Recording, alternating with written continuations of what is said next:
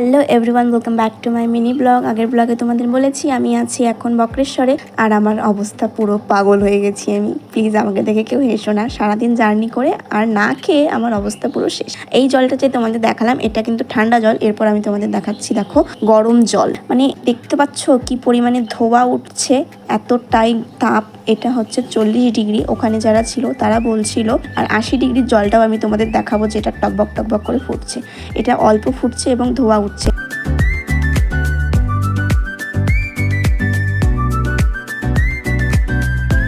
আর এইটা হচ্ছে 80 ডিগ্রি, এখানে মানুষ পড়লে সঙ্গে সঙ্গে মরে যাবে এরকম বলছিল। জলটা কি পরিমাণে ফুট, একটা জায়গায় কি করে ঠান্ডা জল গরম জল হতে পারে সেটা আমার কি বলবো, একটা অবিশ্বাস্য ব্যাপার। কিন্তু এটাই হচ্ছে বক্রেশ্বরের বিশেষত্ব, যেই কারণে মানুষ সেখানে ছুটে যায়। আমাদের বাবা ভোলানাথের কৃপা ছাড়া এটা হতে পারে না। তোমরা দেখো, আমি ওখানে দাঁড়িয়ে থাকতে পারছিলাম না, এতটাই গরম তাপ আসছিল। আমার ক্যামেরা পুরো ঢেকে যাচ্ছিল ধোয়ার ভাবে। আমি বারবার মুছছিলাম এবং তোমাদের ভিডিওতে দেখাচ্ছিলাম।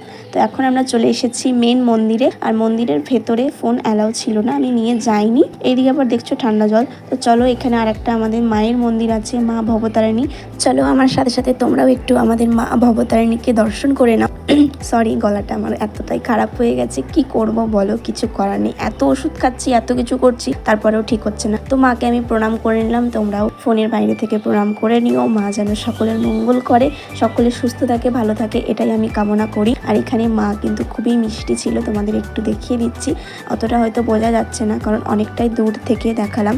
তারপরে আমরা চলে এসেছি আমাদের বামাখ্যাপার বাড়ি যেখানে ছিল সেখানে। এটা হচ্ছে বামাখ্যাপার মন্দির এবং বাড়িটাও আমি তোমাদের দেখাবো। তো এখানে সমস্ত ছবি রয়েছে, বামাখ্যাপা কেমন দেখতে ছিল সেটাও আমরা দেখলাম।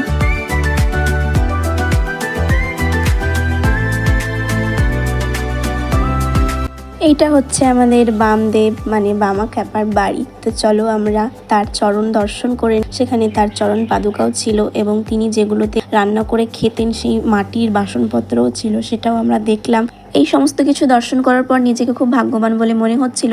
তাদের কৃপা ছাড়া তো আমি দর্শন করতেও পারতাম না এবং তোমাদেরও দেখাতে পারতাম না। তারপরে আমাদের লেট হয়ে যাচ্ছিল, আমরা সেখান থেকে তাড়াতাড়ি বেরিয়ে পড়ি এবং রাস্তার ধারে একটা মন্দির পড়ে, এখানেও বাবা ভোলানাথ আছে, তো সেটাও আমি দেখিয়ে দিলাম। এবং মন্দিরের একটা ব্যবস্থা আমার ভীষণ ভালো লেগেছে, ওই যে দেখতে পাচ্ছ ওখানে পুরো জলের ব্যবস্থা করা আছে, সবাই ওখানে পা ধুয়ে মন্দিরে প্রবেশ করবে। তারপরে আমরা 7:30টায় রুমে ফিরে যাই এবং 8টায় আমরা রুম ছেড়ে দিই, কারণ আমাদের ট্রেন ছিল 11টায়, আমাদের তাড়াতাড়ি যেতে হবে। আমরা তারপরে চলে গিয়েছিলাম স্টেশনে এবং তারপর আমরা ট্রেন থেকে নেমে যাই এবং আমরা এখন আছি বাসে, মালদা থেকে বাসে করে বাড়ি ফিরছি।